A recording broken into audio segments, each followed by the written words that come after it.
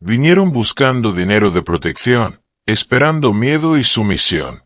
Lo que no esperaban era al anciano sentado en la esquina del restaurante, porque él no era otro espectador más. Había sido francotirador en el pasado y no iba a quedarse de brazos cruzados. Antes de adentrarnos en la historia, cuéntame desde dónde la estás viendo. Si disfrutas de estos relatos, no olvides suscribirte para ver más. Ahora, comencemos. La luz matinal se extendía sobre los polvorientos caminos de Sierra Azul, un modesto pueblo situado cerca de la frontera entre Estados Unidos y México. Todo se sentía en calma en esas primeras horas. Los rayos del sol se deslizaban sobre techos de lámina corrugada, brillando sobre la pintura descascarada y las paredes desgastadas por el clima. Una vieja camioneta avanzaba lentamente, tosiendo su motor y esparciendo algunas piedritas por el camino de tierra. La gente de allí estaba acostumbrada a esa rutina reconfortante. Pequeñas camionetas retumbando de camino a los campos, el olor a tortillas recién hechas que flotaba desde una cocina cercana, y el suave murmullo de voces en español arrastradas por una brisa suave. En medio de esa calma, un edificio destacaba, la Sierra Café. Aunque no llamaba la atención por fuera, era el corazón del pueblo. Los lugareños se detenían allí todas las mañanas, algunos para compartir los últimos rumores, otros para tomar un desayuno rápido antes de otro largo día bajo el sol del desierto. Por dentro, había sillas tapizadas en vinilo antiguo, de esas cuyos bordes se habían alisado con el uso de décadas. Fotografías de festivales locales y celebraciones, ya olvidadas, adornaban las paredes, inmortalizando momentos de orgullo en la historia del pueblo.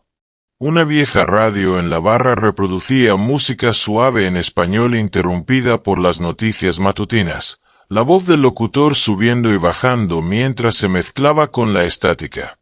Sentado en la esquina trasera, junto a una ventana, Gabriel Cortez sorbía una taza de café negro. Tendría más de 70 años, pero mantenía una postura tan erguida como la de un hombre más joven, y su mirada intensa le daba un aire de precisión eterna. En el pasado, Gabriel había servido como francotirador militar. Aunque se había retirado tiempo atrás, en su porte aún se adivinaba la alerta silenciosa de quien estaba acostumbrado a escanear horizontes en busca de amenazas ocultas. Sus ojos oscuros, enmarcados por arrugas, se movían entre la taza de café y la ventana, observando a cada transeúnte y cada cambio en la luz. Ese era su ritual diario. Disfrutaba de la soledad y de contemplar cómo el pueblo despertaba. Unas mesas más allá, Rosa Álvarez corría de un lado a otro atendiendo a los clientes y tratando de mantener el ritmo con los pedidos. Tendría unos 20 años. Su delantal estaba salpicado de harina y llevaba el cabello recogido en una sencilla cola de caballo. A pesar de su juventud, había en ella una seriedad inusual aquella mañana. Cada pocos segundos, dirigía miradas nerviosas hacia la entrada de la cafetería, como anticipando algo que temía que irrumpiera por la puerta en cualquier momento. Al principio, Gabriel simplemente asumió que Rosa estaría preocupada por algún asunto personal. Continuó su rutina de observar en silencio, mirando hacia la calle iluminada por el sol. Pero, con el paso de los minutos, notó que la ansiedad de Rosa aumentaba. Se le cayó un plato, murmuró una disculpa y le temblaban las manos al recogerlo. Los instintos de Gabriel se activaron. Él había visto ese tipo de miedo antes, cuando servía, manos temblorosas, respiración entrecortada, ojos inquietos. Finalmente, un sonido interrumpió el sosiego matutino, el rugido atronador del motor de una camioneta. Se detuvo justo delante de la Sierra Café, acelerando con tanta fuerza que hizo vibrar las ventanas. Gabriel se detuvo y dejó su taza de café a un lado. Afuera, distinguió una gran camioneta con un emblema pintado de manera tosca que decía "Los Diablos". Había 4 hombres en la cabina y en la parte trasera. Sus expresiones se ocultaban tras vidrios polarizados. Antes de que alguien dentro de la cafetería pudiera reaccionar, la puerta principal se abrió de golpe. Santiago Ruiz entró con paso firme, seguido por 4 de sus subordinados. Santiago, de unos 40 años, irradiaba una especie de fuerza intimidante. Llevaba una camiseta sin mangas que mostraba sus brazos musculosos cubiertos de tatuajes, serpientes, calaveras y palabras en español que evidenciaban su lealtad a alguna banda o cartel. Una gruesa cadena de plata brillaba en su cuello. Su cabeza rapada enfatizaba la dureza de sus facciones. Su postura, con los pies separados y el pecho al frente, era la de un hombre convencido de poseer el lugar. Rosa casi dejó caer otra taza al ver que él se acercaba. Durante un instante, un silencio incómodo invadió la cafetería. Un par de lugareños se apresuró a terminar sus huevos y café, deseando marcharse de inmediato. Incluso la música de fondo que emanaba de la radio pareció desvanecerse en un murmullo tenso. Santiago se aproximó al mostrador y golpeó con el puño, haciendo vibrar los cubiertos. «Rosa», dijo con una sonrisa torcida, «creo que nos debes un saludo». «¿No?» Su voz goteaba falsa cortesía, haciendo que Rosa se estremeciera visiblemente. Ella trató de calmar su respiración. Yo solo estoy trabajando, Santiago. No buscamos problemas. De sus labios escapó una risa fría mientras se volvía hacia el dueño de la cafetería, un hombre de mediana edad, cansado por la vida, que se había pasado casi toda ella cocinando y sirviendo café a los lugareños.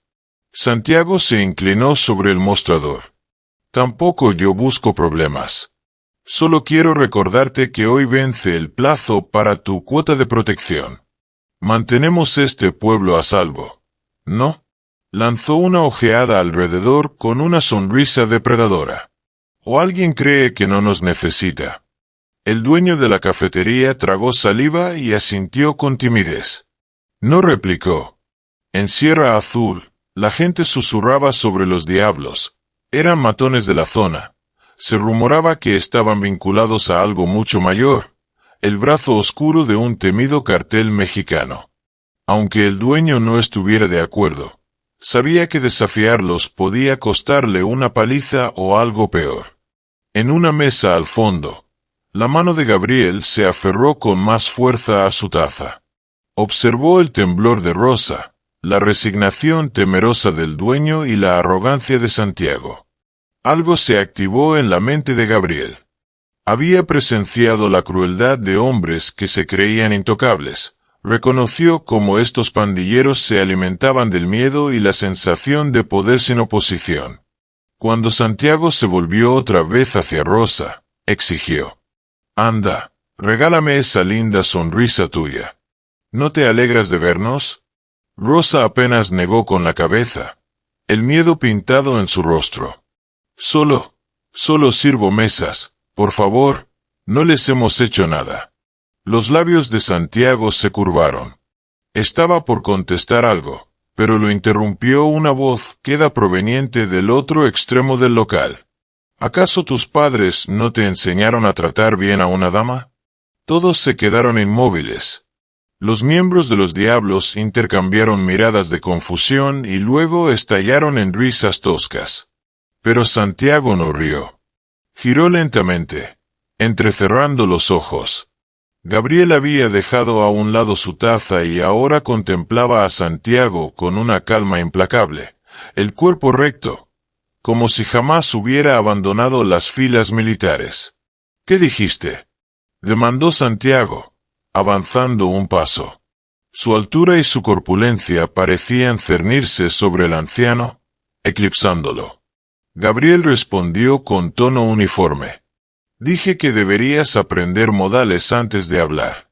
Uno de los lacayos soltó una carcajada áspera. «Vaya, este viejo sí que tiene boca». Pero Santiago no apartó la mirada. Había algo en la compostura de Gabriel que lo desequilibraba.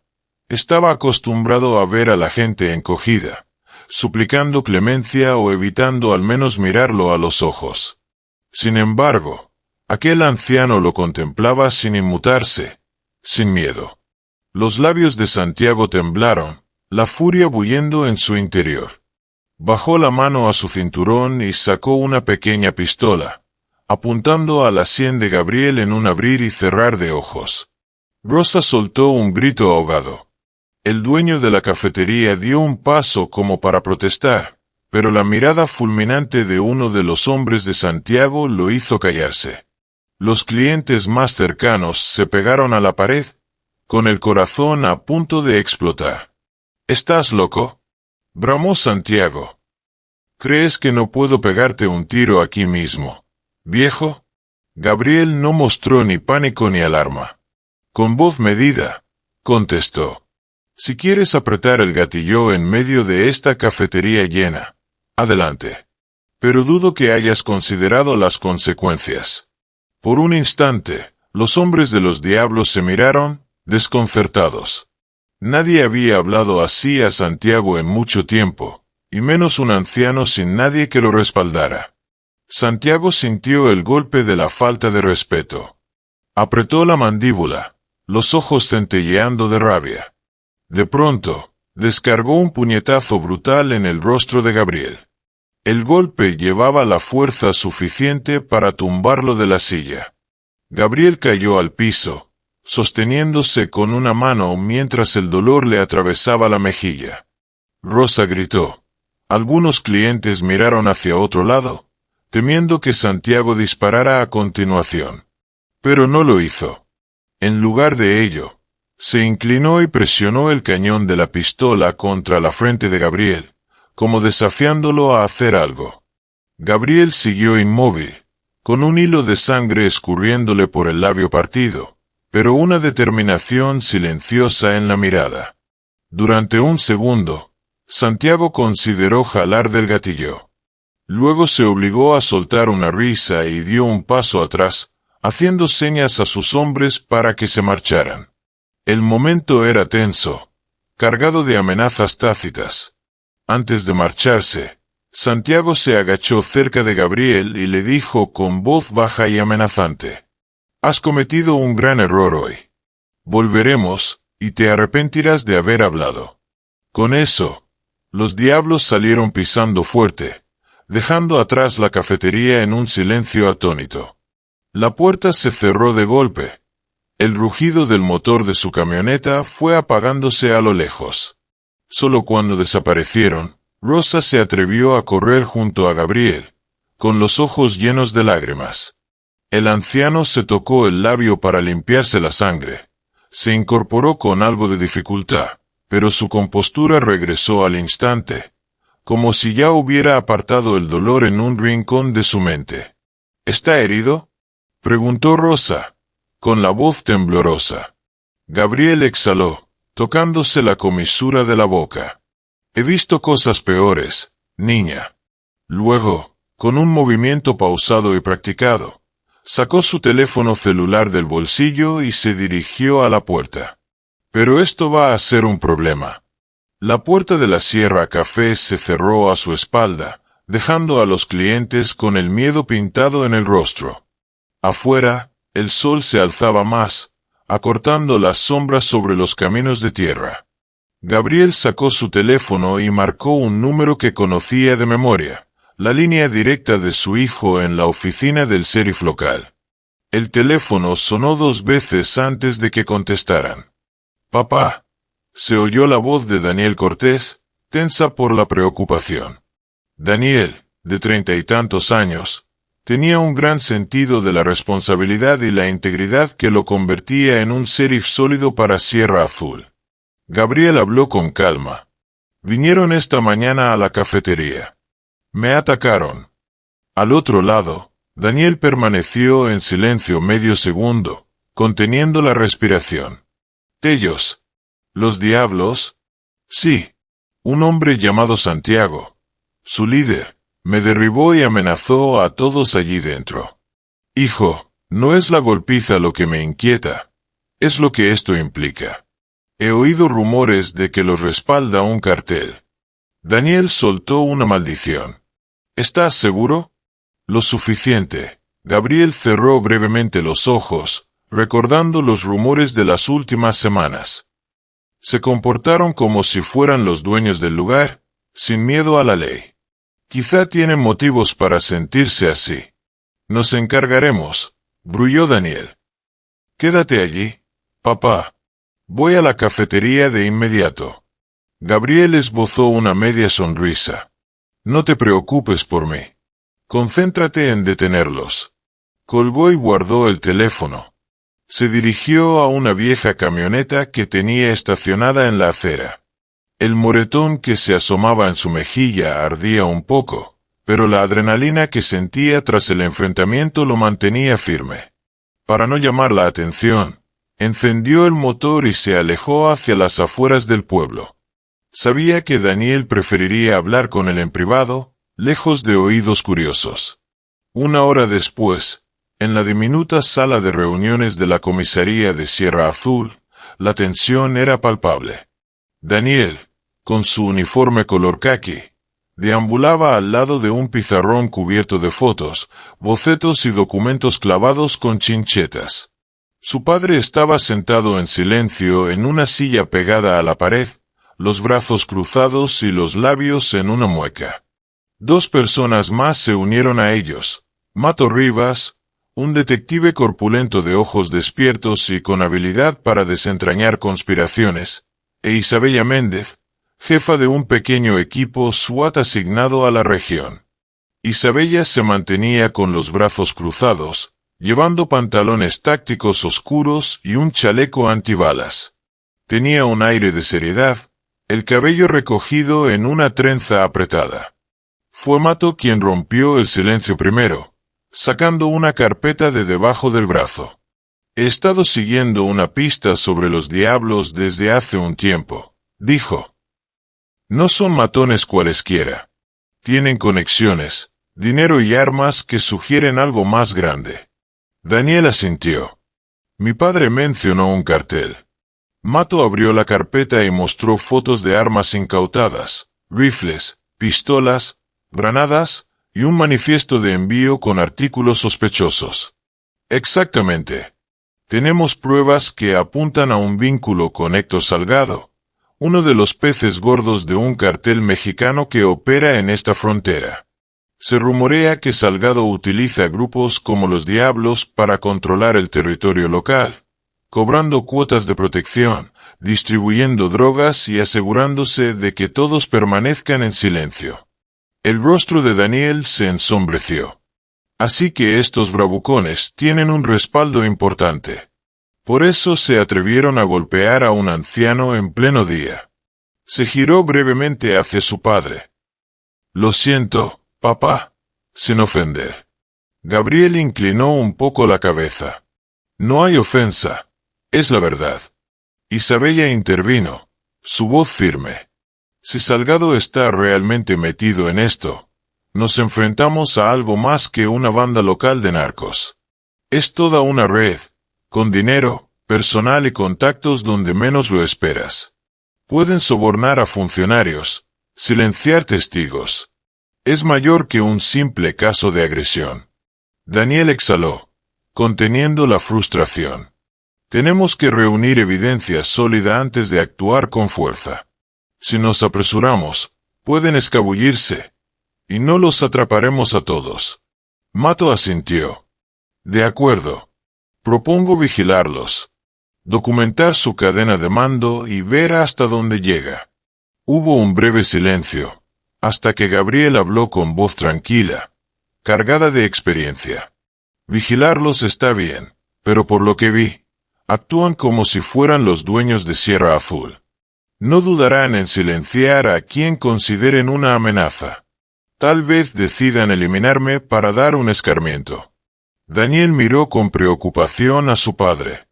Precisamente por eso debes dejarnos manejarlos. Ya no estás en el servicio, papá. No puedo permitir que arriesgues tu vida yendo a lo loco. Gabriel levantó una ceja. Estoy demasiado viejo para andar de lobo solitario, pero conozco estas situaciones. Tienes que atacar antes de que el enemigo se afiance más. Déjame ayudar. No me meteré en lo oficial, pero no pienso quedarme en casa esperando a que vengan. Por un momento, Daniel intentó formular una respuesta, pero en el fondo sabía que su padre no era alguien a quien se pudiera frenar con palabras. En vez de insistir, se dirigió a Isabella. Está bien, lo haremos de manera oficial. Identificaremos los escondites principales de los diablos, anotaremos sus movimientos y los vigilaremos de cerca. Reuniremos todo y se lo entregaremos al fiscal. Cuando tengamos un caso irrefutable, atacamos. Matos señaló una foto de Santiago en el pizarrón, sujeta con un alfiler rojo. Los tatuajes del hombre se veían claramente. Sabemos que él es el jefe local, pero todos los indicios señalan que Salgado es quien da las órdenes desde la sombra. A él es a quien necesitamos de verdad. Si atrapamos solo a la marioneta y no al titiritero, el cartel pondrá a otro en su lugar. La mirada de Gabriel se posó en la fotografía, donde Santiago miraba desafiante a la cámara, como retando al mundo. Es arrogante, comentó en voz baja. Y esa arrogancia será su perdición. Daniel desvió la mirada de la foto hacia su padre. Aún así, debemos ser cuidadosos. Puede que tengan contactos en la policía, en el gobierno local o ambos. Un operativo prematuro, sin discreción, puede alertarlos. Isabella inclinó la cabeza. De acuerdo. Mantendremos la operación pequeña. Solo nosotros 4 y unas pocas personas de confianza en el departamento. Sin filtraciones, sin movimientos grandes hasta estar seguros de que podemos acorralarlos. Yo no me meteré en lo oficial, pero sí mantendré mis ojos abiertos, dijo Gabriel, mirando a Daniel. Puedo moverme por el pueblo sin que sospechen. Daniel dudó, pero asintió lentamente. De acuerdo. Pero, por favor, papá, si las cosas se ponen feas, llámame primero. No lo hagas solo. Una leve sonrisa apareció en los labios de Gabriel. No soy ningún tonto, hijo. Sé la diferencia entre la fanfarronería y la estrategia. La reunión terminó y todos salieron al estacionamiento, dispersándose cada uno hacia su vehículo. Daniel se quedó junto a su patrulla, sumido en sus pensamientos, mientras su padre se aproximaba. El sol del mediodía calentaba el asfalto, creando ondas de calor. Hiciste lo correcto al llamarme, dijo Daniel, en voz baja. La próxima vez. La próxima. Evita recibir un golpe en mi nombre. Sí. Gabriel se echó a reír suavemente. ¿Y quién salvaría a Rosa o a los demás? Ese puñetazo valió la pena. Si con ellos sacamos a la luz lo que está pasando. Daniel frunció un poco los labios, tratando de mantener la compostura. Reconocía la determinación feroz de su padre, la misma que lo había guiado a través de incontables tiroteos y que lo volvía imparable cuando creía en una causa justa. Con eso, padre e hijo tomaron caminos distintos, Daniel a cumplir con los procedimientos oficiales, y Gabriel a hacer lo que mejor sabía: vigilar, reunir información y proteger a los vulnerables. Quedaba claro que la calma de Sierra Azul era apenas una tenue ilusión, fácil de romper bajo el poder de los diablos y la amenaza que representaba un cartel peligroso.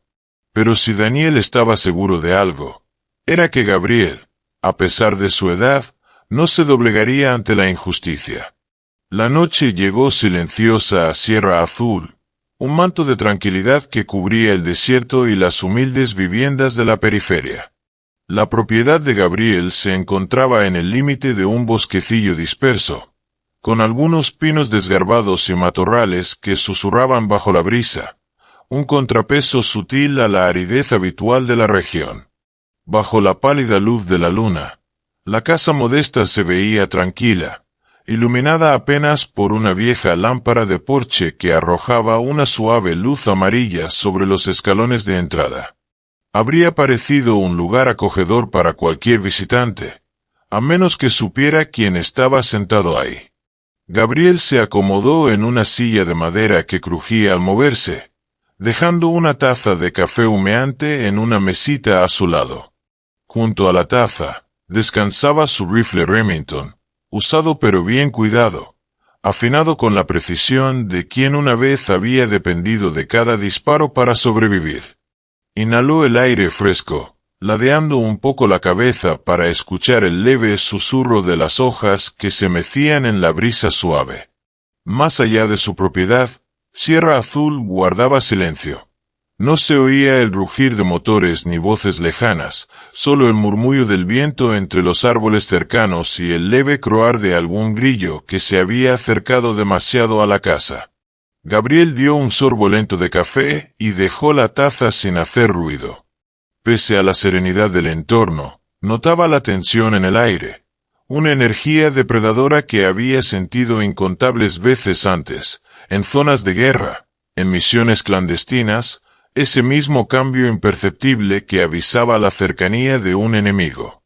Sabía que los diablos no perdonarían su desafío en la Sierra Café, y si el cartel que se rumoreaba los respaldaba, no tardarían en enviar a alguien más peligroso que un simple matón. La expresión de Gabriel, sin embargo, no se alteró. Estaba preparado para esta situación desde la tarde en que Santiago Ruiz le había estrellado el puño en el rostro. Ahora, el escenario estaba listo y él esperaba con paciencia. De pronto, un clic suave llegó a los oídos de Gabriel. Una de las luces con sensor de movimiento que había instalado alrededor de la propiedad se encendió, rompiendo la oscuridad como un reflector. Gabriel se quedó inmóvil, dejando que actuaran sus instintos, y se incorporó lentamente de la silla. No corrió hacia el rifle. Se movió con cuidado, asomándose por el barandal del porche hacia la penumbra, más allá del halo de luz. Alcanzó a distinguir dos figuras que avanzaban con sigilo, vestidas de negro y cubiertas con máscaras que les ocultaban el rostro. Sus posturas eran bajas y controladas, como si hubieran practicado esa aproximación muchas veces. La mirada de Gabriel se afiló. No eran borrachos ni novatos, se movían como hombres que sabían desplazarse sin ser vistos. Uno llevaba una hoja larga y reluciente, posiblemente un cuchillo de combate militar. El otro, una pistola con silenciador, el tubo característico asomándose para matar sin ruido. Gabriel se escabulló detrás de una columna, cuidando de no proyectar su silueta contra la luz. Se agachó hasta alcanzar el rifle apoyado en la pared de la casa, sujetándolo con cautela. Desactivó el seguro y elevó la mira a la altura de sus ojos. Su pulso se mantenía firme, cada respiración controlada, exactamente el escenario que un francotirador retirado esperaría cuando los problemas llegaran a su puerta. Los hombres continuaron avanzando, esquivando los arbustos bajos cerca de los escalones. Gabriel ajustó con delicadeza su puntería, dejando que la retícula se posara sobre el pecho del tipo que llevaba la pistola. Observó cómo el intruso levantaba el arma. Su postura indicaba que estaba listo para disparar al más mínimo indicio de movimiento. Gabriel no dudó. En el mismo instante en que la pistola se alzó, apretó el gatillo con fluidez. ¡Bum! El rugido del rifle rompió el silencio de la noche, rebotando entre los árboles y espantando a las aves que dormían. La bala desgarró la oscuridad, alcanzando al asaltante armado en el hombro. Un sonido húmedo y sordo precedió el grito de agonía del hombre, que retrocedió trastabillando y cayó al suelo. Su pistola rodó hacia las sombras. El segundo intruso se congeló, los ojos muy abiertos tras la máscara, sin saber si huir o lanzarse encima. El temor lo dominó por un instante, y luego optó por la autopreservación. Dio media vuelta y corrió hacia la parte trasera de la propiedad, prefiriendo escapar a un combate suicida. Gabriel dejó el rifle a un lado. En un solo movimiento, desenvainó un cuchillo de combate de la funda en su cinturón. Para un hombre de más de 70 años, se desplazó con una agilidad asombrosa, silencioso como un espectro. Saltó del porche y corrió tras la figura que huía. El suelo árido del desierto amortiguaba sus pisadas, y la agitada respiración del intruso ayudaba a ocultar el ruido de su perseguidor. En cuestión de segundos, Gabriel recortó distancia. El hombre giró bruscamente al rodear un pequeño cobertizo cerca de la valla, pero Gabriel se movió más rápido. Con un arranque feroz, se lanzó, asiendo al intruso por el cuello de la camisa y golpeándole la sien con la empuñadura del cuchillo. Fue un impacto contundente que lo dejó derribado en el piso, respirando con dificultad. Gabriel apoyó una rodilla en la espalda del hombre y le arrebató el cuchillo que blandía. Con una mirada rápida a su equipo, Gabriel confirmó sus sospechas. No eran matones callejeros. Su atuendo y sus armas indicaban algo más profesional. Quizás militares o sicarios del cartel con entrenamiento especializado. Una vez desarmado, Gabriel lo inmovilizó con bridas plásticas que guardaba para este tipo de ocasiones. El intruso intentó forcejear, soltando insultos en español, pero su fuerza no podía compararse con la determinación furiosa de Gabriel. La victoria tenía un sabor agrio en la boca del anciano, teñida de la certeza de que aquello era solo un choque en una guerra mucho mayor. El pistolero al que Gabriel había disparado primero seguía tirado cerca del porche, gimiendo mientras sujetaba su hombro ensangrentado. Gabriel volvió del patio trasero con el segundo atacante maniatado, apuntándole con el cuchillo y alerta ante un posible contraataque. Empujó la pistola del herido con el pie antes de arrodillarse para revisar sus lesiones. Al ver la gravedad de la herida, el intruso respiró con jadeos irregulares. Gabriel le quitó la máscara. Era más joven de lo esperado, quizá de unos 30 y pocos, con barba recortada y ojos que oscilaban entre el dolor y el odio. Mientras tanto, el segundo intruso seguía tendido de lado, la adrenalina aún circulando, el rostro pálido a la luz de la luna. El más joven escupió, medio enloquecido por el dolor. «No tienes idea de con quién te metes, viejo». La mandíbula de Gabriel se tensó. Había escuchado amenazas de ese estilo en selvas, desiertos y ciudades extranjeras a lo largo de su vida. Siempre significaban lo mismo: un intento de intimidarlo con fuerzas supuestamente mayores. Pero él no mostró miedo. Guardó silencio, dejando el rifle a la vista.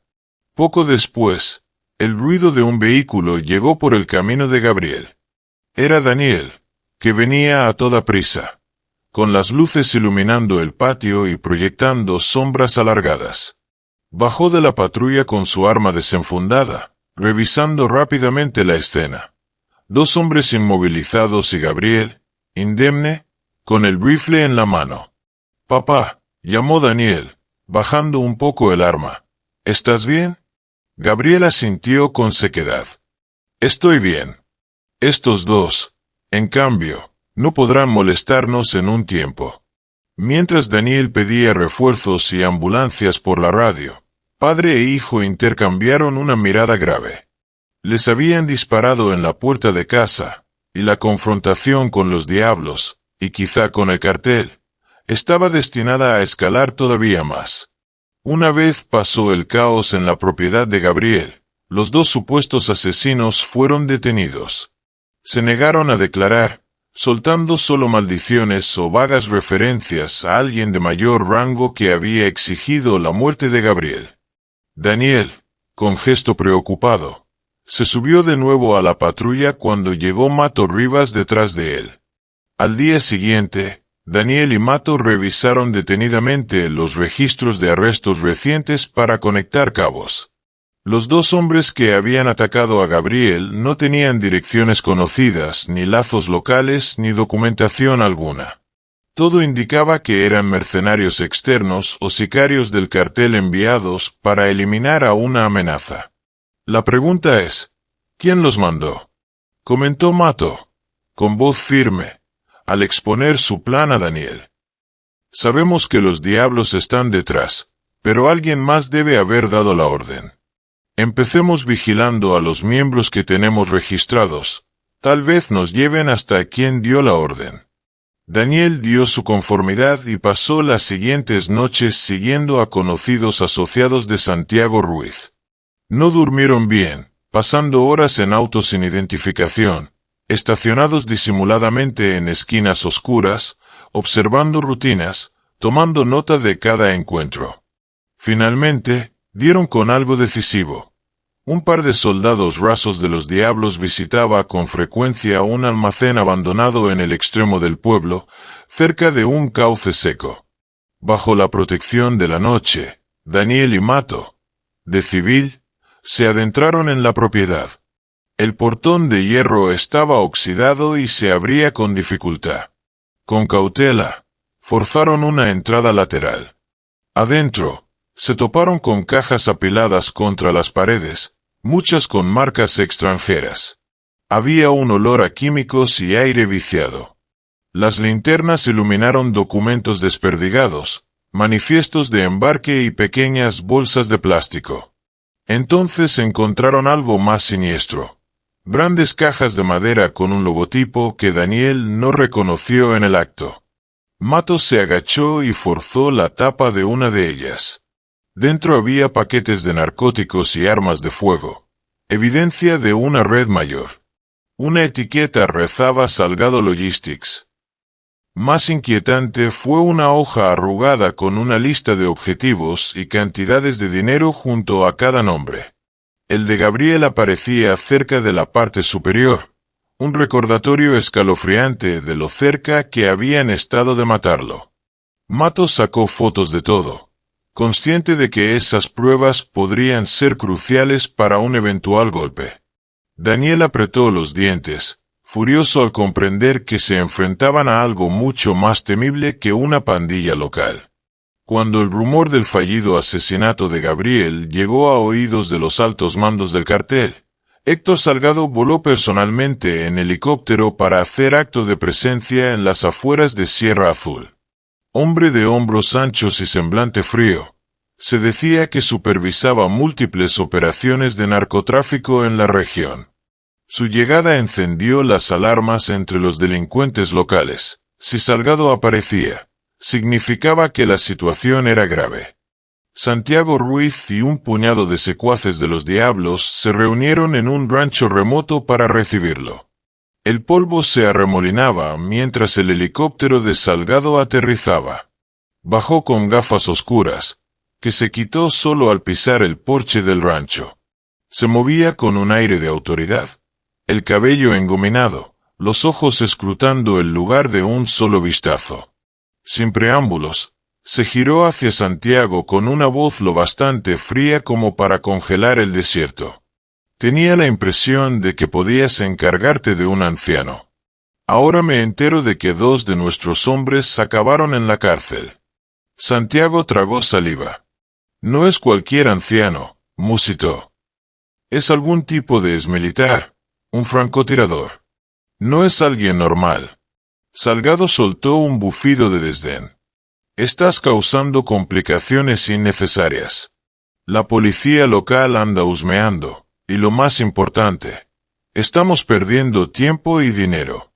Acaba con él antes de que tenga que intervenir yo mismo. ¿Entendido? Santiago asintió, aunque su corazón latía con fuerza.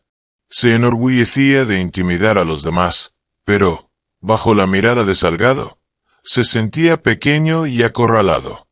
Bien sabía que Gabriel no era un blanco sencillo y que desobedecer a Salgado era impensable. El emisario del cartel no le daba opción. Mientras el helicóptero volvía a despegar, Santiago comprendió que la soga se tensaba. Si no mataba pronto a Gabriel, las consecuencias serían peores que nada antes visto en Sierra Azul. Y si lo lograba, Aún debía encarar la furia de alguien que había sobrevivido a incontables batallas. A pesar de la tensión creciente entre los diablos y las autoridades, Gabriel se negó a ocultarse, y esa misma obstinación empujó a Santiago a tramar un plan más retorcido. Con el ultimátum de Salgado resonando en su mente, Santiago decidió empujar a Gabriel a una posición vulnerable, lejos de la supervisión de los agentes de Daniel. A la mañana siguiente, Gabriel deambulaba por la plaza central de Sierra Azul, una explanada modesta con algunos puestos de mercado y la estatua polvorienta del fundador del pueblo. Compraba frutas y otros víveres, aparentando tranquilidad, aunque permanecía alerta. Se corría el rumor de que los diablos aún lamían sus heridas tras la fallida emboscada en casa de Gabriel, así que él asumió que podrían atacar. Y así fue. Se le acercaron dos hombres a quienes reconoció como matones de bajo nivel de los diablos, usualmente seguidores de Santiago. Uno caminó hasta él y empujó deliberadamente a una mujer anciana, tirándola al suelo. ¡Ey!, espetó Gabriel, con el enojo subiéndole al pecho. ¡Basta! Déjenla en paz. El otro matón escupió al piso y soltó. ¿Por qué no te ocupas de tus propios asuntos, viejo? Queremos que entiendas algo. Aquí, las órdenes las damos nosotros, no tú. Gabriel sintió una tensión extraña en el aire, como si una tormenta estuviera a punto de estallar. Observó los tejados y las ventanas alrededor de la plaza, sospechando que se trataba de una trampa. Aún así, no podía simplemente dar media vuelta mientras se metían con gente inocente. Su ira se encendió. Dio un paso al frente y fijó la mirada en los matones. Si lo que quieren es provocarme, lo consiguieron. Pero no les gustará lo que pase después. Uno de ellos dejó escapar una semisonrisa burlona. Oh, ya veremos. En ese instante, las sospechas de Gabriel se confirmaron. Un destello en la azotea cercana llamó su atención. Alguien levantaba un rifle. Apenas tuvo tiempo de moverse antes de que sonara el disparo. La bala golpeó el suelo a unos pasos de él, levantando una nube de polvo. Gabriel se lanzó detrás de una camioneta estacionada y sacó su arma corta en un solo movimiento fluido. La gente de la plaza gritó y corrió en desbandada al oír más balazos que retumbaban desde arriba. ¡Santiago! Se oyó gritar a alguien a lo lejos. En efecto, Gabriel vio a Santiago Ruiz asomándose por el borde del tejado, rifle en mano y gritando órdenes a cómplices invisibles. Otro matón saltó al centro de la plaza para rematar la faena, aunque aquel salto fue un error fatal. Con sangre fría, Gabriel salió medio cuerpo detrás de la camioneta, apretó el gatillo una sola vez y atravesó el pecho del atacante de un balazo limpio. El hombre se desplomó con un gruñido ahogado. Su arma cayó en las losas polvorientas. Santiago, furioso, lanzó insultos desde su posición elevada, ordenando rodear a Gabriel. Más disparos llovieron contra la carrocería de la camioneta, destrozando ventanas y dejando abolladuras por doquier. Gabriel apretó los dientes, devolviendo fuego con metódica precisión mientras se movía a lo largo de la camioneta en busca de mejor cobertura. La adrenalina le recorría las venas. Aun con la inferioridad numérica, los años de experiencia en zonas de conflicto surgieron de inmediato. Cada respiración se volvió controlada, ignorando el caos alrededor. Una bala rozó el costado de la camioneta muy cerca de su cabeza. Gabriel se agachó y miró por debajo del vehículo, distinguiendo dos pares de botas acercándose por el frente. Se deslizó hacia un lado para buscar un ángulo y vio medio torso de uno de los pistoleros. Disparó 2 veces. El hombre se desplomó con un gemido sofocado. Justo cuando parecía que los atacantes acorralarían a Gabriel, el ulular de sirenas cortó el aire matutino.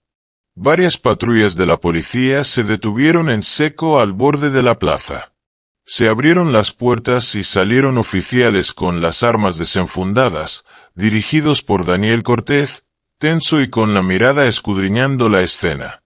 Santiago se percató de que sus hombres no tenían el suficiente apoyo para un tiroteo prolongado, así que, con el ceño fruncido, ordenó retirarse.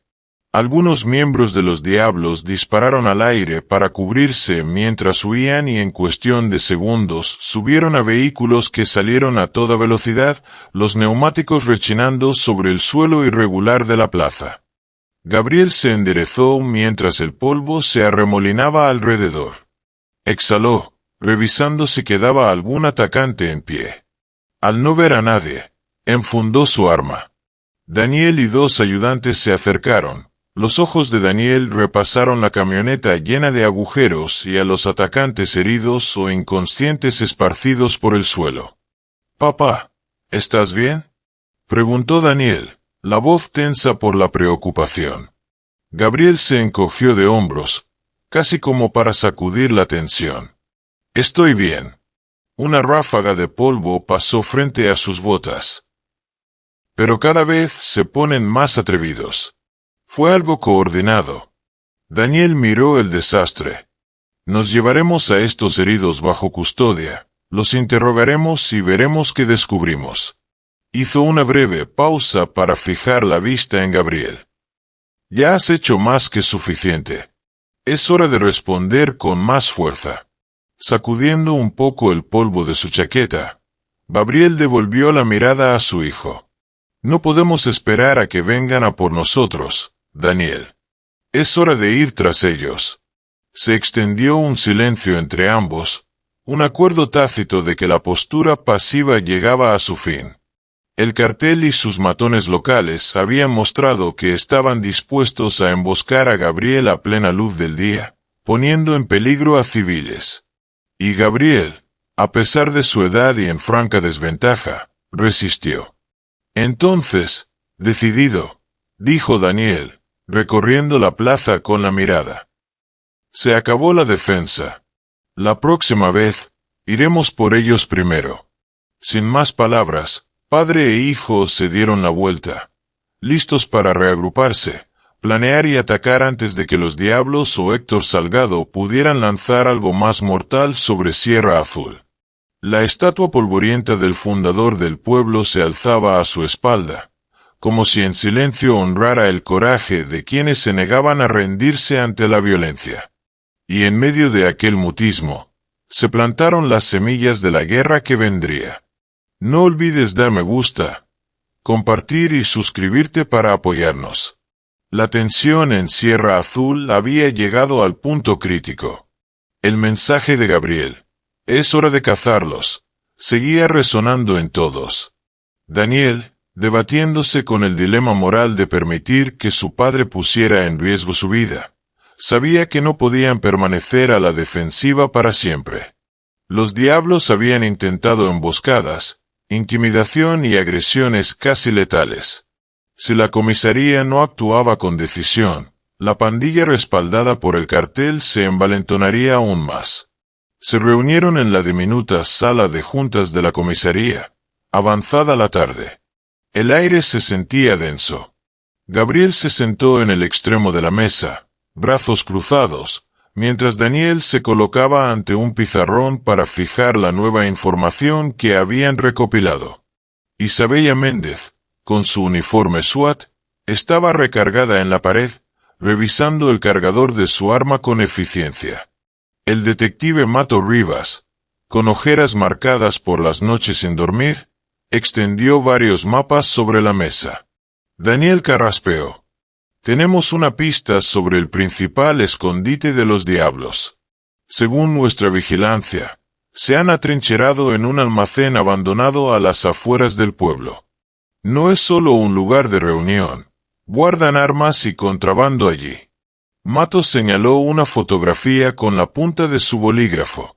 «Sospechamos que han concentrado todo ahí. Creemos que esperan refuerzos del cartel, pero dada la situación reciente, también es posible que se estén preparando para presentar batalla y fortificarse». Isabella dio un paso al frente, desplegando un mapa grande de la región. Con un marcador negro, rodeó el almacén. Atacaremos desde 3 direcciones. Una unidad SWAT bloqueará cualquier ruta de escape por detrás. Otro equipo entrará por la entrada principal. Gabriel, lo miró con un ligero asentimiento. Supe que te ofreces para dar cobertura. Gabriel asintió con sequedad. Buscaré un punto elevado para brindar fuego de francotirador. Si Santiago Ruiz da la cara, me aseguraré de que no tenga una segunda oportunidad. Daniel dudó apenas un instante. Vio la determinación en el rostro de su padre y supo que discutirlo no serviría. De acuerdo, ultimemos los detalles. Nos movemos esta noche. Mientras tanto, en el destartalado almacén en las afueras de Sierra Azul, Santiago Ruiz deambulaba entre las sombras de las cajas apiladas, muchas marcadas con sellos de mercancía robada o de contrabando. Filtros tenues de la última claridad del día se colaban por rendijas en las paredes de metal corroído. Carlos Morales vigilaba la puerta principal, con una pistola al cinto y la vista ansiosa clavada en el desierto. La tensión era evidente. Santiago apretó los puños, consciente de las derrotas recientes. Habían perdido demasiados hombres en emboscadas fallidas y en el ataque frustrado a la casa de Gabriel. Los rumores apuntaban a que algunos se habían ido o habían sido arrestados. El almacén estaba más silencioso que de costumbre, pero los que quedaban estaban listos para resistir. Carlos soltó una sonrisa cínica. Parece que el viejo y su hijo policía van en serio esta vez.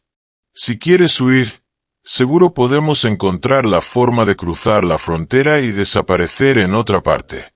Santiago resopló, aunque sus ojos reflejaron preocupación. No podemos huir como ratas. Tomamos dinero del cartel. Si escapamos, nos cazarán por traición. Y si nos quedamos, tenemos que pelear. Miró alrededor, hacia los hombres que cargaban munición y cuchicheaban entre ellos. Defendemos este almacén. Gabriel será peligroso, pero tenemos suficiente poder de fuego para hacerlos pensárselo 2 veces. Carlos se encogió de hombros. En el fondo, sopesaba la idea de desertar, pero temía demasiado al cartel y a la furia de Santiago. Decidieron reforzar las puertas y usar las cajas para formar barricadas, preparándose para lo inevitable. Cuando cayó la noche, Daniel e Isabella encabezaron una caravana de vehículos del sheriff y un camión SWAT hasta un punto de reunión cercano al almacén. Condujeron los últimos metros sin luces para no alertar al enemigo. A la distancia, el almacén se erigía como una silueta bajo el cielo estrellado. Gabriel llegó por su cuenta, aparcando su vieja camioneta a más distancia y avanzando a pie hasta una pequeña elevación rocosa que le daría vista al patio del almacén. Se tendió boca abajo, montó su rifle en un bípode y ajustó la mira a la visión nocturna. Distinguió figuras moviéndose en la entrada principal. Cada movimiento era preciso, lo que indicaba a hombres con rifles, en guardia.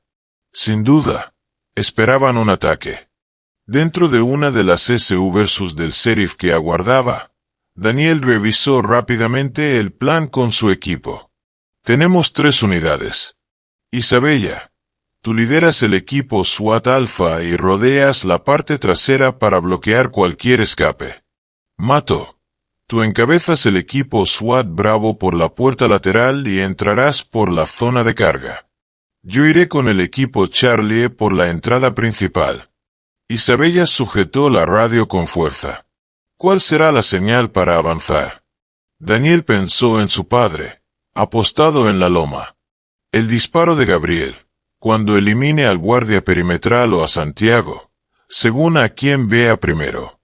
Esa es nuestra luz verde. No les demos tiempo de reagruparse. Un búho pasó sobre sus cabezas, momentáneamente iluminado por la luna en cuarto creciente. El aire nocturno se sentía inquieto, como si esperara la inminente erupción de violencia. Cada oficial llevaba chaleco antibalas, y la tensión se percibía como una corriente eléctrica. Se chequearon rifles, se retiraron seguros, y la adrenalina circuló intensamente. Gabriel, mirando por la mira telescópica, redujo su respiración, recordando la memoria muscular afinada tras décadas disparando con precisión en situaciones extremas. Contó 4 guardias cerca de la entrada principal y otros 2 patrullando una valla lateral. Entonces divisó a un hombre más corpulento que salía por la puerta, con una figura que encajaba con Santiago Ruiz. Estaba discutiendo con Carlos, que se veía inquieto. Gabriel estabilizó la retícula en el hombro de Santiago y exhaló con lentitud, esperando el instante perfecto. Ya basta de hablar, pensó. A través de la mira vio los gestos de Santiago y cómo se quejaba de la falta de comunicación o de la gente que le faltaba. Gabriel contuvo la respiración y apretó el gatillo. ¡Crack! La bala surcó el aire y se incrustó en el hombro de Santiago, arrancándole un grito ronco. Retrocedió tambaleante, topándose con Carlos. Gabriel disparó una segunda vez, acertando en el muslo de Santiago.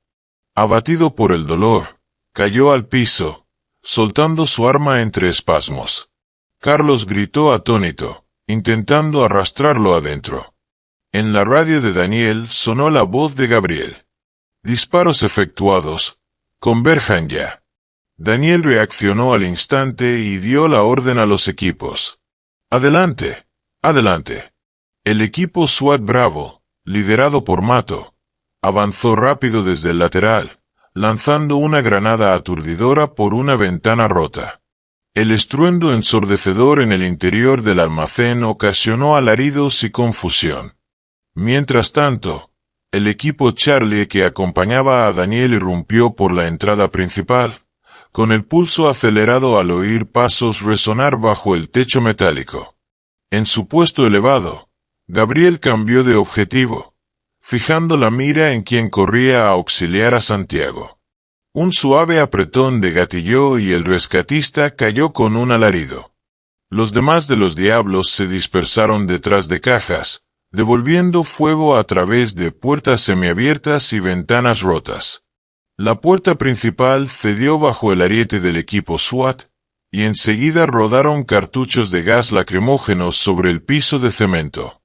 El interior se iluminó con destellos de fogonazos y disparos, que resaltaban el polvo suspendido en el aire como relámpagos en miniatura. Se oían gritos e insultos por el eco cavernoso del lugar.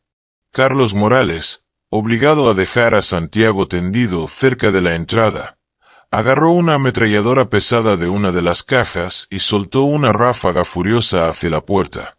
El fogonazo de la boca del arma parpadeando sin parar, y chispas brotando al rebotar las balas contra estanterías y montacargas. Algunos agentes SWAT debieron guarecerse tras las cajas llenas de contrabando. Equipo Bravo, flanqueen por la izquierda. Bramó Mato por el intercomunicador, guiando a su grupo hacia el costado para asegurar la zona de carga. Lanzaron otra granada aturdidora que aturdió a 2 pandilleros escondidos tras un montacargas.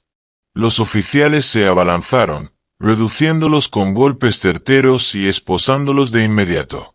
Mientras tanto, en el centro del almacén, Daniel avanzaba con el equipo Charlie. Varios proyectiles silbaron cerca de sus cabezas, y un compañero arrojó una granada de humo para cubrir su aproximación. Otro volcó un barril metálico para crear una barricada improvisada.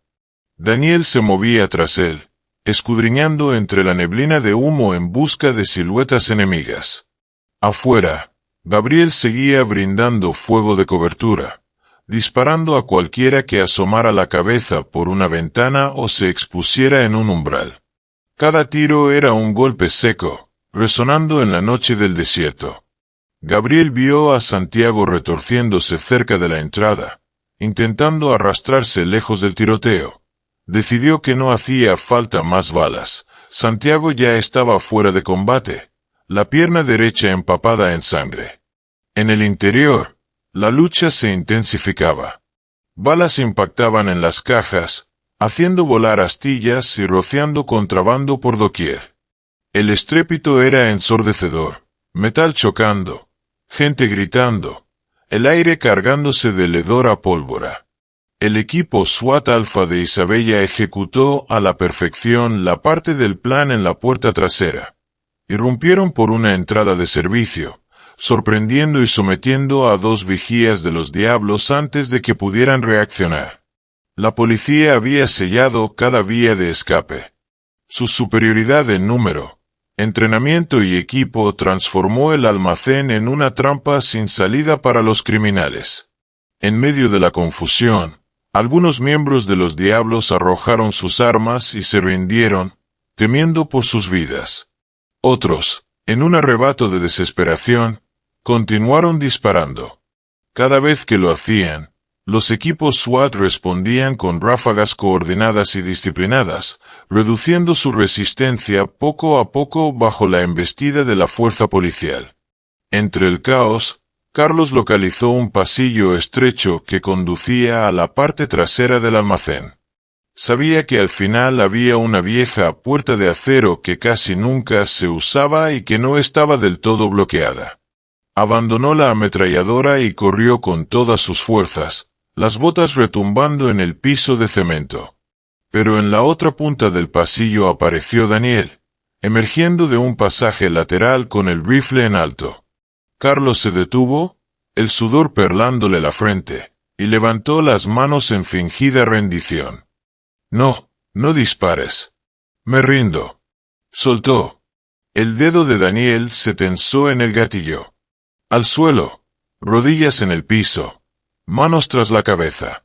Carlos titubeó y, de pronto, sacó de la cintura una pistola oculta.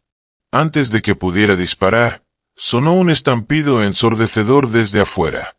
Una bala de Gabriel atravesó el antebrazo de Carlos, lanzando su pistola al suelo. Daniel aprovechó el momento y le encajó un golpe en la mandíbula. El pandillero cayó al piso, aturdido. Con gesto adusto, Daniel lo levantó y le colocó las esposas. Afuera, los últimos disparos fueron apagándose, reemplazados por órdenes y gritos. Suelten las armas. Manos en la cabeza. En cuestión de minutos, los diablos quedaron aniquilados. Santiago agonizaba, herido y gimiendo.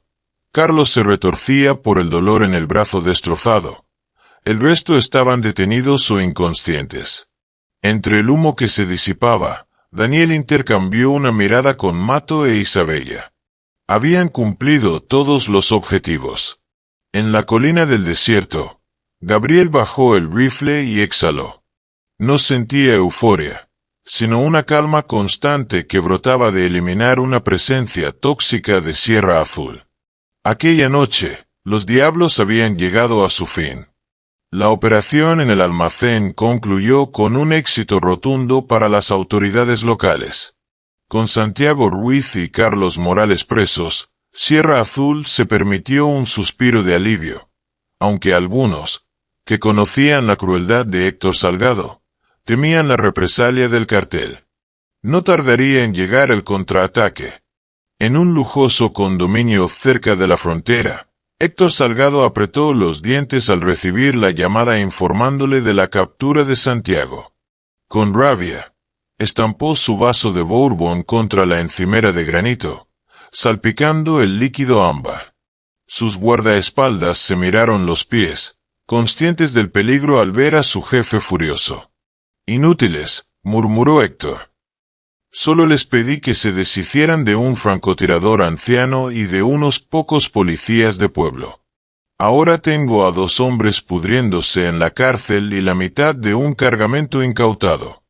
La ira lo invadía, aunque su exterior se mantenía frío. Sacó el teléfono y marcó un número de confianza, el de un fixe, o arreglador conocido por contratar asesinos especializados en eliminaciones silenciosas. Ya me cansé, bufó Héctor. Ese viejo ha causado problemas de sobra. Quiero que lo eliminen antes del amanecer. ¿Entendido? No esperó respuesta. Colgó. Héctor no toleraría cabos sueltos. Gabriel había humillado al cartel desmantelando su operación local, para preservar su reputación en el bajo mundo. Héctor debía ejercer una brutalidad implacable. Quería que el pueblo viera qué pasaba con aquellos que se atrevían a enfrentarlo. Aquella noche, cumpliendo las órdenes de Héctor, 3 asesinos profesionales se reunieron en un garaje mal iluminado a las afueras de Sierra Azul. Revisaron su arsenal. Un rifle de francotirador, 2 pistolas con silenciador, un puñado de granadas, y estudiaron la ubicación de Gabriel. Se rieron entre ellos, convencidos de que un anciano no podría con un ataque quirúrgico de sicarios entrenados. Se habrían reído menos de haber sabido de las proezas que Gabriel ya había logrado. La noche cubrió Sierra Azul de sombras una vez más, pero ahora Gabriel sentía un desasosiego más profundo. Tenía las luces apagadas en su casa. Al primer indicio sospechoso, había cortado él mismo la electricidad. Acechaba en su sala de estar, observando el patio a través de un hueco en las cortinas. El rifle Remington yacía en el alféizar. Afuera, únicamente la luna daba una tenue claridad, pintando el terreno con contornos plateados. Hacia la medianoche, se oyó un chasquido. Los intrusos habían cortado la línea principal de electricidad en la caja del transformador detrás de su propiedad, con la intención de sumirlo en la oscuridad. Sin embargo, era precisamente en la oscuridad donde Gabriel mejor se desenvolvía. Pasos sobre la grava. Uno de los asesinos hizo palanca en una ventana lateral para colarse con sigilo felino. Otro se situó junto a la puerta trasera, mientras el tercero rodeaba el frente. Gabriel aguantó, esperando hasta que el intruso dentro de la casa pasó por un angosto pasillo. Entonces encendió de golpe una linterna de mano, deslumbrándolo. Antes de que el hombre reaccionara, Gabriel disparó una sola vez, acertando en la sien del asesino, cuyo cuerpo cayó al piso con un ruido sordo. Sobresaltados, los otros 2 abrieron fuego a través de ventanas y paredes, breves destellos iluminando la sala. Gabriel rodó tras un sofá mientras recargaba, la experiencia de años en operaciones especiales indicándole cómo moverse sin ruido. Reptó a lo largo del perímetro, alcanzando a ver, con visión lateral, a uno de los asesinos agachado cerca de una ventana rota, escudriñando los restos de cristal en busca de movimiento. Gabriel se lanzó y le hundió un cuchillo de combate en las costillas. El sicario dejó escapar un gemido húmedo y cayó, los ojos abiertos por la sorpresa. El último asesino, aterrorizado por la emboscada invisible, corrió hacia el porche delantero. Apenas logró abrir la puerta. Una fuerte luz de faros iluminó el patio. Daniel había llegado, respondiendo a la corazonada de su padre de que esa noche algo iba a ocurrir. El sicario, desesperado, disparó contra el parabrisas de la patrulla. Daniel se arrojó al suelo y respondió el fuego. Una de sus balas se alojó en el pecho del pistolero, lanzándolo contra la grava. De pronto, el silencio reinó otra vez, solo roto por la respiración agitada de Daniel, que corrió a buscar a su padre. Encontró a Gabriel rodeado de la destrucción causada, paredes agujereadas por balas y cuerpos dispersos.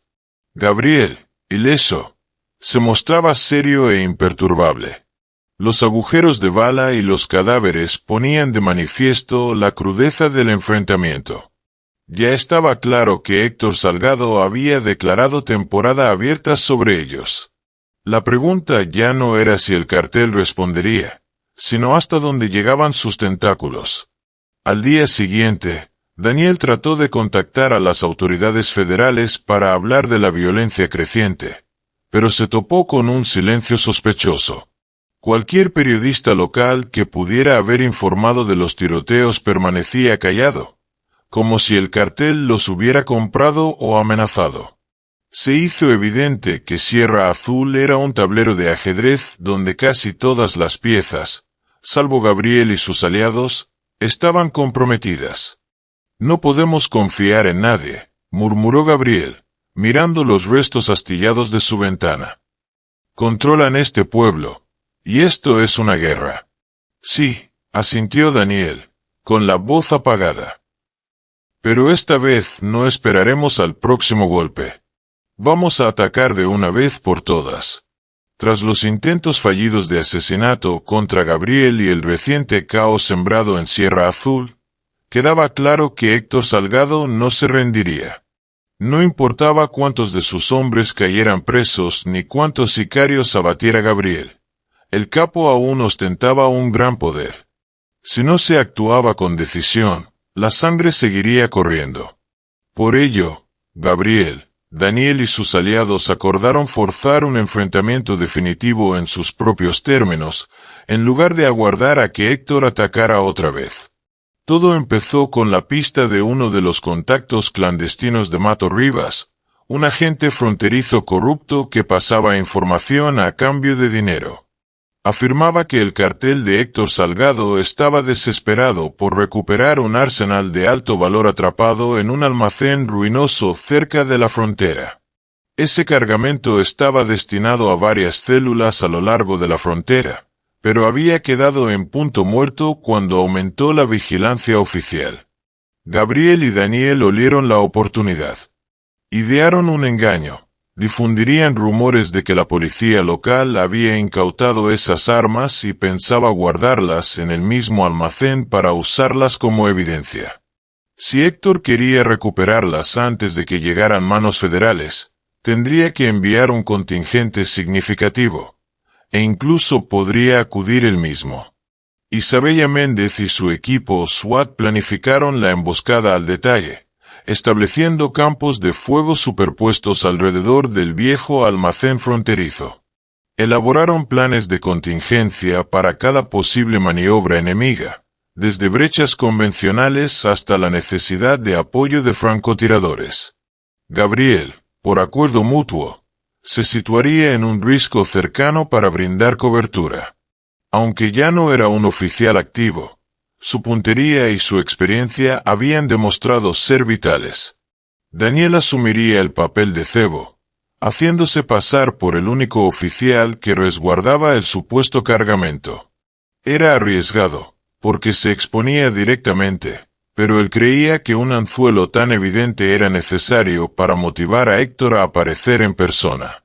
Pasaron algunos días mientras difundían la información falsa a través de soplones locales. La tensión fue creciendo en Sierra Azul cuando el rumor se extendió como la pólvora. Se modificaron horarios de patrullas. Como los medios locales estaban mayoritariamente en manos del cartel, no dijeron nada. Sin embargo, tras puertas cerradas, todo el departamento del sheriff y el escuadrón SWAT de Isabella se preparaban para la tormenta final. Gabriel pasó las noches estudiando mapas y posibles posiciones de tiro cerca de la frontera. Para cuando se completó la trampa, sintió una certeza sombría. Héctor Salgado no podría resistirse, y allí pondrían fin a su amenaza. La noche llegó al fin, con un viento polvoriento y una luna apenas a la mitad, dibujando sombras alargadas sobre el desierto fronterizo. Desde su posición en lo alto de unas rocas, Gabriel pudo ver el antiguo almacén, un edificio de láminas corroídas y ventanas rotas que se erguía fantasmagórico en la distancia. Dentro, Daniel aguardaba, fingiendo ser un simple oficial asignado a custodiar la evidencia. Los equipos SWAT, armados hasta los dientes, se ocultaban alrededor del perímetro. Pasada la medianoche, luces de vehículos rasgaron la oscuridad. Una caravana surgió desde la autopista, avanzando con cuidado por el camino de tierra que conducía al almacén. En el centro, un SUV negro y robusto, con paneles reforzados y cristales a prueba de balas. A través de la mira telescópica, Gabriel reconoció a Héctor Salgado en el asiento trasero, mirando con aparente serenidad. La caravana se detuvo a unos cientos de metros del almacén.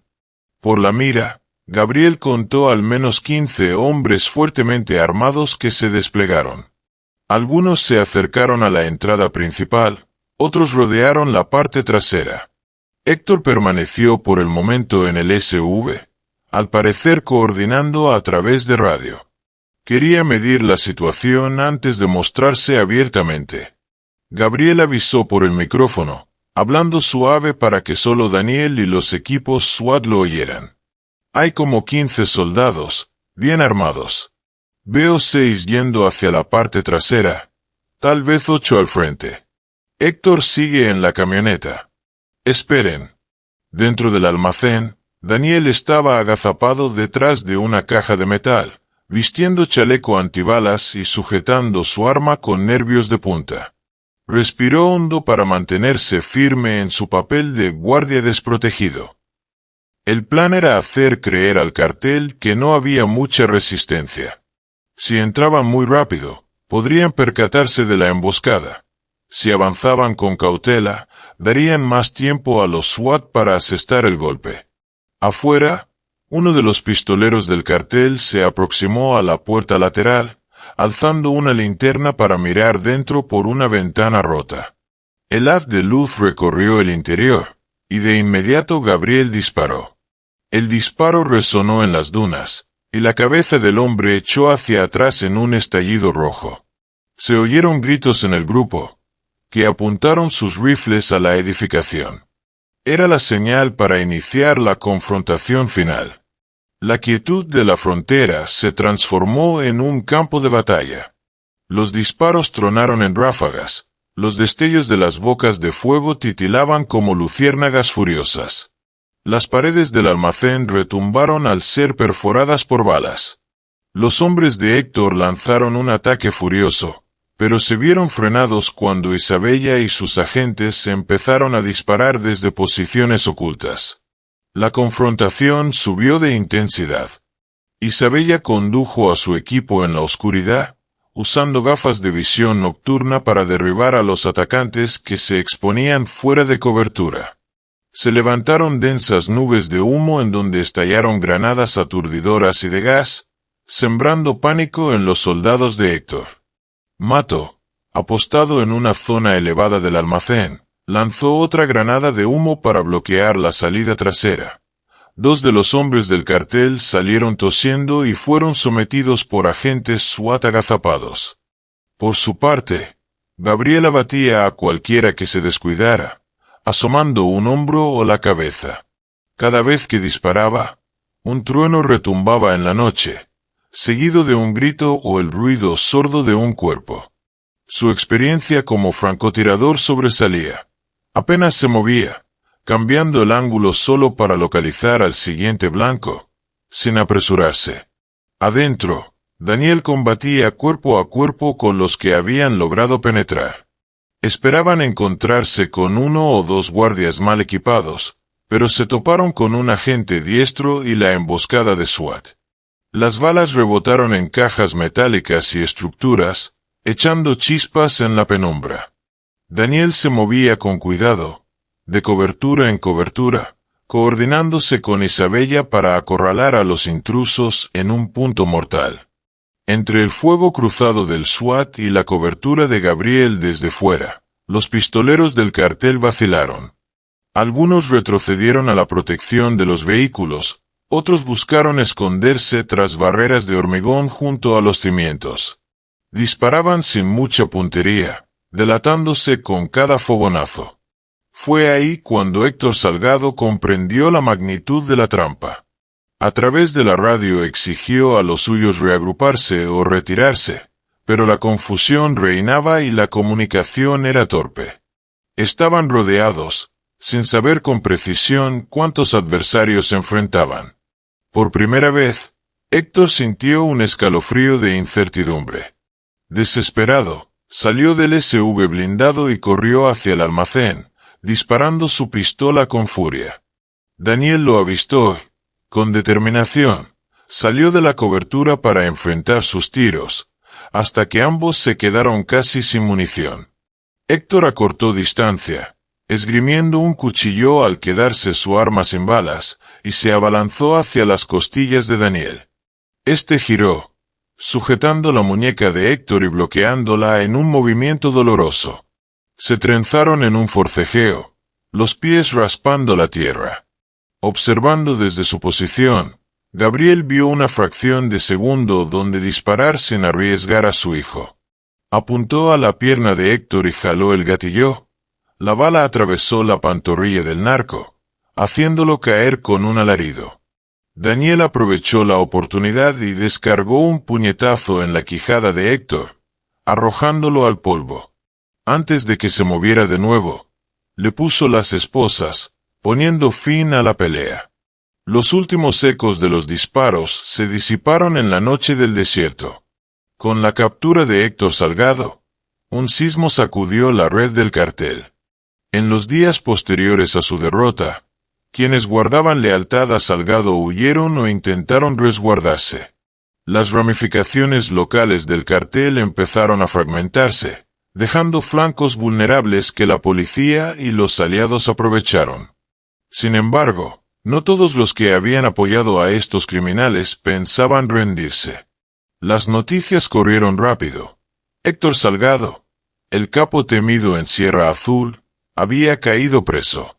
En cuestión de horas, Miguel Esteban, un político local supuestamente vinculado al cartel, desapareció. Otros funcionarios municipales que habían encubierto reportes o manipulado evidencia también se esfumaron sin dejar rastro. Sus oficinas aparecieron vacías, sin cartas de renuncia ni explicaciones. Daniel Cortés lideró la investigación inicial, perplejo por la forma en que se habían esfumado. Quizá, con la captura de Héctor, el cartel exigió silencio absoluto a los funcionarios implicados. O tal vez huyeron con fondos ilícitos para esconderse. Revisando archivos polvorientos en la alcaldía, Daniel encontró retazos de documentos que apuntaban a sobornos, propiedades compradas con dinero sucio y expedientes sellados. Cuanto más investigaba, más se confirmaba que el gobierno local de Sierra Azul era una marioneta del cartel. Y con Salgado encadenado, todo ese espectáculo se derrumbaba. Aún así, ningún rastro concreto emergió acerca del paradero de Esteban. Un silencio extraño reinaba en los pasillos del poder. La prensa local, antes cómplice de callar las fechorías del cartel, ahora guardaba silencio como si todos contuvieran la respiración. Había rumores de que el cartel había eliminado a esos políticos para evitar que revelaran secretos, o de que habían cruzado la frontera con el dinero ensangrentado. Al oír dichos rumores, Gabriel solo masculló. Pueden esconderse, pero no para siempre. Mientras el pueblo se estremecía tras la batalla final, el detective Mato Rivas trabajaba sin tregua clasificando las pruebas tomadas del almacén fronterizo. Fotos de los hombres de Héctor, informes balísticos que relacionaban armas con crímenes pasados, registros codificados con nombres de afiliados del cartel e incluso las extrañas desapariciones de políticos. Cuando finalmente entregaron toda la información a las autoridades federales, la respuesta fue contundente. La DEA y el FBI unieron fuerzas para declarar un operativo conjunto contra los bastiones del cartel en cada pueblo fronterizo de la región. De cara al público, lo presentaron como una ofensiva contra la droga y el tráfico de armas. En privado, buscaban también evidencias de hasta dónde llegaba la corrupción en gobiernos estatales y locales. Escuadrones de agentes federales irrumpieron en Sierra Azul. Daniel se coordinó con ellos, participando en redadas conjuntas. Algunos agentes federales se mostraron distantes o desdeñosos, celosos de que la policía local hubiera hecho un trabajo tan grande. Otros, en cambio, reconocieron que, sin Daniel y sobre todo sin la pericia letal de Gabriel, jamás habrían descubierto la magnitud de la infiltración del cartel. En un gesto de respeto, el agente jefe del FBI les agradeció personalmente y prometió investigaciones exhaustivas contra cualquier funcionario sospechoso de colusión. El golpe al entramado del cartel fue inmediato. Células más pequeñas que operaban cerca de las carreteras y avenidas principales cayeron. Se desmantelaron depósitos clandestinos de armas y narcóticos escondidos en sótanos, graneros y talleres. Capós intermedios, otrora subordinados de Héctor, o bien se entregaron o huyeron más al sur de México. Helicópteros sobrevolaron caminos polvorientos para interceptar fugitivos. Grupos de asalto federales ejecutaron redadas nocturnas, localizando grandes alijos de contrabando. En Sierra Azul, Daniel condujo a agentes del FBI y la DEA a través de los documentos recopilados por Mato. El esfuerzo combinado frenó cuentas bancarias donde el cartel blanqueaba dinero, y viejas libretas implicaron a varios cargos importantes de la política estatal. Cuanta más evidencia hallaban, más grande se mostraba el escándalo. Periódicos y noticieros más allá de la región comenzaron a difundir la historia de cómo un pequeño pueblo del desierto se había enfrentado a un imperio criminal. Entretanto, Gabriel se mantenía al margen de las cámaras. Había hecho lo que se proponía: acabar con los diablos, capturar a Héctor y proteger a la gente. A una reportera insistente solo le dijo unas cuantas palabras: hice lo que cualquiera habría hecho para defender su hogar, y eso es todo. Un tenue optimismo empezó a cundir. Por primera vez en años, los vecinos de Sierra Azul caminaban sin temer cada camioneta negra que se cruzaban. La gran incógnita era si esa tranquilidad duraría. Daniel sabía que los carteles rara vez desaparecían de la noche a la mañana. Aunque Héctor estuviera tras las rejas, otros podrían ocupar su lugar, o surgir nuevas rutas de tráfico.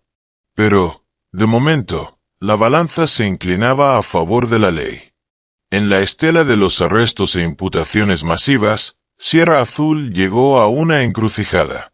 Tal vez, con un liderazgo limpio y la vigilancia de Daniel, sumada a la veterana experiencia de Gabriel, el pueblo se librara finalmente de la larga sombra del crimen organizado. O tal vez, como las dunas del desierto, las amenazas volvieran a moverse, tomando otra forma. Solo el tiempo lo diría. Por ahora, Sierra Azul respiraba con alivio. No más camionetas intimidantes estacionadas en cada esquina, ni silencios sospechosos en la alcaldía al mencionar ciertos nombres. Incluso Rosa Álvarez, en la Sierra Café, notaba la diferencia. Los clientes que antes cuchicheaban con terror, ahora charlaban y reían con más libertad. Aún así, persistían algunas incógnitas. El destino de Miguel Esteban seguía siendo un misterio, igual que el de otros políticos desaparecidos. Daniel sospechaba que, apenas el FBI empezó a husmear, el cartel los sacó del país o los ejecutó. De cualquier forma, su ausencia eliminaba un obstáculo importante para el crecimiento del pueblo. Con la ofensiva federal debilitando la infraestructura del cartel, parecía que el tan esperado día de rendición de cuentas para Sierra Azul había llegado. La Sierra Café reabrió sus puertas con su ambiente acogedor, dejando entrar a los clientes. Esta vez, no había miradas temerosas a la puerta ni susurros sobre quién había sido amenazado o golpeado la noche anterior. La atmósfera asfixiante que rodeaba al lugar se había disipado, reemplazada por algo casi olvidado: la normalidad. Los asientos se llenaban temprano. El aroma a café recién hecho y tocino frito se mezclaba con el olor a tierra mojada por una ligera llovizna matinal. Rosa Álvarez se movía entre las mesas, llenando tazas con una ligereza que hacía tiempo no sentía. Se detuvo cerca de la esquina habitual de Gabriel. Por primera vez en mucho tiempo, sonrió con sinceridad. El pueblo al fin puede respirar, murmuró con alivio. Gabriel solo asintió, bebiendo su café en silencio. Había vivido demasiados falsos triunfos como para lanzar las campanas al vuelo. Por otro lado, Daniel Cortés recorría su ronda habitual por el pueblo. Las calles, antes vigiladas por camionetas negras con hombres de miradas gélidas, ahora parecían albergar solo la vida cotidiana. Un mecánico revisando el motor de un viejo sedán, bromeando con un vecino. Una pareja mayor caminando despacio junto a la oficina del sheriff, sin volver la cabeza con miedo. La ferretería, que en su día fue destrozada varias veces por los diablos, ya estaba restaurada, con una ventana reluciente que reflejaba una comunidad en vías de recuperación. Sin embargo, Daniel se mantenía en guardia. Ganar una batalla no era ganar la guerra. En las afueras del pueblo, Gabriel Cortez se detuvo en el porche de su casa, escudriñando el horizonte mientras el viento sacudía unos pocos árboles. Sobre una mesita de madera reposaba el mismo rifle de francotirador Remington que había salvado tantas vidas, incluida la suya. Aunque la lucha había terminado, los instintos de Gabriel, refinados durante décadas de conflicto, seguían intactos. Daniel estacionó su patrulla cerca y se acercó al porche, esperando encontrar aquella escena que imaginaba. «Veo una botella de whisky», comentó Daniel, señalando el vaso medio lleno junto a la mano de su padre. «Hacía tiempo que no te veía beber». Gabriel soltó una mueca. Una pequeña celebración. Daniel se cruzó de brazos. «¿Y cuándo vas a guardar ese rifle?» Gabriel se giró para mirarlo, serio. Luego desvió la vista hacia el rifle y después regresó a los ojos de Daniel. «Si regresan», dijo con voz firme, «estaré aquí esperando». Daniel exhaló por la nariz, sin discutir. Comprendía que, incluso con Héctor Salgado tras las rejas y con las redadas federales en marcha, no existía una seguridad absoluta. El cartel era como la hidra. Se le cortaba una cabeza y surgía otra. «Tal vez no vuelvan», sugirió Daniel, sin mucha convicción. Gabriel solo dio otro sorbo a su whisky, con la mirada en las colinas lejanas. «Tal vez». Una ráfaga de viento levantó polvo en el camino de tierra que conducía al pueblo, el mismo camino por donde un día circularon amenazas, violencia y muerte. Ahora estaba vacío. ¿Pero por cuánto tiempo? Al caer la tarde, Sierra Azul se bañó en tonos anaranjados y rojos en el cielo del desierto.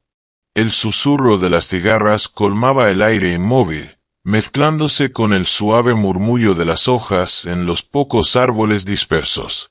Gabriel se quedó en el porche, mirando cómo la luz se desvanecía. El Remington permanecía al alcance de su mano. Dentro de la casa, las luces se encendieron con normalidad. Daniel se detuvo un instante en el umbral y luego entró, dejando a su padre con sus reflexiones. Gabriel cerró los ojos un momento y respiró hondo. Por ahora, el pueblo estaba a salvo, las calles despejadas y la gente llena de esperanza otra vez. Pero él había presenciado demasiado para creer que esa paz fuera eterna. En algún lugar, más allá de la frontera, de las colinas y de los cauces secos, otras sombras se movían. El cartel había sufrido una gran derrota, pero no había sido destruido. Siempre nacería otro Héctor Salgado. Aparecería otra banda dispuesta a llenar el vacío, otra amenaza al acecho. Aún así, por ahora, por esta noche, Sierra Azul pertenecía a su gente. Gabriel abrió los ojos y tomó su vaso. Removió el licor ámbar antes de dar un sorbo lento, dejando que el calor se extendiera por su pecho. El rifle a su lado permanecía intacto, aunque siempre listo. Gracias por llegar hasta el final de esta historia. Nos encantaría saber tu opinión. Comparte tus comentarios y cuéntanos qué parte te gustó más. Si disfrutaste de la lectura, no olvides darle me gusta, compartir y suscribirte a nuestro canal para más relatos cautivadores como este. Y no te pierdas nada. Activa la campanita de notificaciones para recibir los avisos de nuestro contenido más reciente. Tu apoyo significa el mundo para nosotros.